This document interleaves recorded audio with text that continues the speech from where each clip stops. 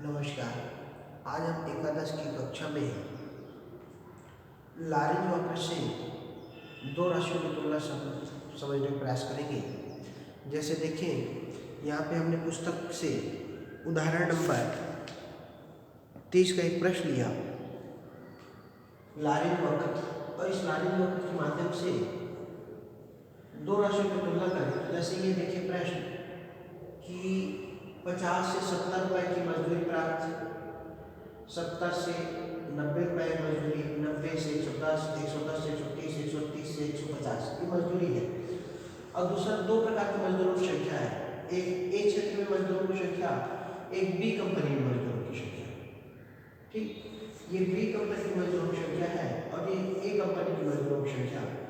ए company में 50 से 70 रुपए कमाने वाले 20 मजदूर, जबकि बी कंपनी में कमाने वाले 150 मजदूर। 70 से 90 रुपए कमाने वाले ए क्षेत्र में 15 मजदूर हैं, जबकि बी क्षेत्र में 100 मजदूर हैं। तो इन दोनों की राशियों की तुलना करने के लिए मैंने लारेंज वक्र को लिया कि किस क्षेत्र में मजदूरी का स्तर अच्छा देखा गया। तो सबसे पहले क्या किए, इस वर्गाकार का मध्यमूल निकाले। 50 से 70 का मध्यमूल 60, 70 से 90 का मध्यमूल 80, 90 से 110 का मध्यमूल 100, और इस मध्यमूल का संचयी आवृत्ति ज्ञात करें। तो 60 और 80, 140, 140 से 100, 240 इस संचयी आवृत्ति प्राप्त करें। संचयी आवृत्ति के बाद संचयी आवृत्ति का प्रतिशत निकालें। जैसे 60 का प्रतिशत निकालें तो 60 गुणित 100 बटे 500, तो ये 2 जीरो कट गए, 5 से सुबह दी तो 12%। तो ऐसे जो प्रतिशत निकाले तो ये हो गया मजदूरी का प्रतिशत।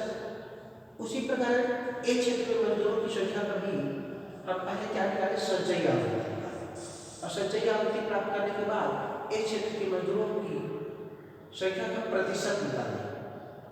तो 20% मजदूर, 35%, 55% मजदूरों का प्रतिशत आ गया।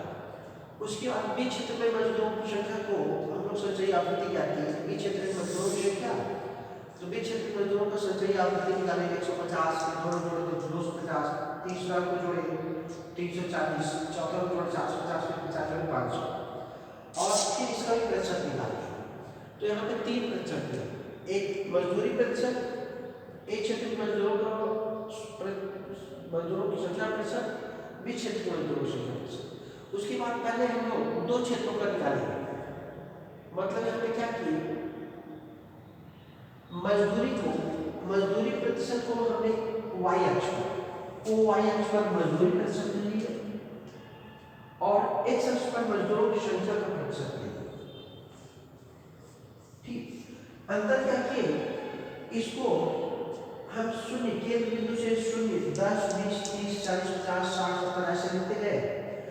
मजदूरों की संख्या को यहाँ से शून्य से लेते गए और मजदूरी प्रतिशत को और मजदूरों की संख्या को उल्टे क्रम में लेंगे। 100, 90, 80, 10, 60, 50, 40, 30, 20, 10 इस रूप में व्यक्त किया जाता है। ये है हमारा लारेंज वक्र। क्या बोलते हैं इसको, लारेंज वक्र। तो इस प्रकार से लारेंज वक्र में इसको व्यक्त करने का प्रयास किए। तो सबसे पहले लारेंज वक्र में क्या देखें कि जैसे देखिए कैसे व्यक्त करना है। एक क्षेत्र में 20 मजदूरों की मजदूरी कितनी, 12%। तो मैं इसमें मजदूरों की संख्या देखा 20, यहाँ पे 20 मजदूरों की संख्या कितना, 12%। तो यहाँ से ऊपर कितने खंड लगे, 12, इधर से सीधा में लेगी 12। फिर दूसरा देखा है, यहाँ पर बताया जैसे 35 मजदूरों ने कितना प्रतिशत मजदूरी पाई, 35% मजदूरों ने 28 रुपए मजदूरी पाई। तो 35 मजदूरों की संख्या यहाँ पे आएगी और 28 रुपए कहाँ ले गए, तो यहाँ से 28 रुपए ये सीधे, तो ये बिंदु ये मिल गया। इसी प्रकार हमने लिए 55 प्रतिशत मजदूर 40 रुपए के आसपास है, तो 55 रुपए को हम लोग यहाँ ले लिए और 48 रुपए कहाँ गया, 50 या 48। इस प्रकार के फिर जब बी क्षेत्र बनाने को तो 30% मजदूर मजदूरी 12 रुपए, तो 30% मजदूरों की संख्या ये अब 12 रुपए यहाँ से निकालना। फिर 50% मजदूरों के 28 रुपए, तो 50% मजदूर 28 रुपए। तो इस प्रकार ये एक क्षेत्र का और एक बी क्षेत्र, एक क्षेत्र की मजदूरी का लारे जो है बी क्षेत्र में ये हम लोग तुलना करते हैं, और ये केंद्र बिंदु 100 और ये केंद्र बिंदु 10। तो यहाँ से सीधी एक सरल रेखा खींचिए, कि सरल रेखा को हम लोग समान वितरण रेखा बोलते हैं। तो हम देखते हैं कि समान वितरण रेखा में एक क्षेत्र की मजदूरी बी क्षेत्र की तुलना में ज्यादा अच्छी मानी जाती है। अतः हम बोलेंगे एक क्षेत्र में मजदूरी, एक क्षेत्र में के मजदूरों की जो मजदूरी है वो लगभग अधिक सामान्य है, अधिक उपयुक्त मानी गई है बी क्षेत्र की तुलना में।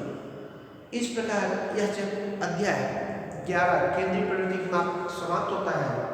आप लोग और भी एक दो प्रश्नों बना करके देखें। कल से हम किसी नए अध्याय पर चर्चा करेंगे। धन्यवाद।